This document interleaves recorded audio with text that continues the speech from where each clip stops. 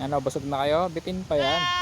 Ito magandang pantabas sila sa gilid-gilid ng mga karsada dito sa barangay. Yan. Diba? Habang di pa natatabas to, ano natin, pastol-pastol natin sila dito. Para mabusog-busog sila at di masayang yung damo. Diba? Dalawang kambing pa lang yan nalinis nila. Ano pa kaya pag nilabas ko lahat?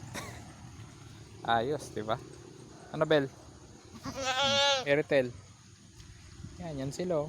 Patatali mo lang sila nang hindi abot dun sa karsada para naman hindi sila makasabit sa mga motoristang dumadaan. Yan. So, ganito lang. Hanggang dyan lang abot nila at para sila ay makakain ng maayos. Okay. So, ganun lang. Pwede mong gawin yan habang hindi pa nagtatabas sa barangay upang kahit paano makabawas-bawas ka sa mga damo na meron dito. Yun lang. Happy farming!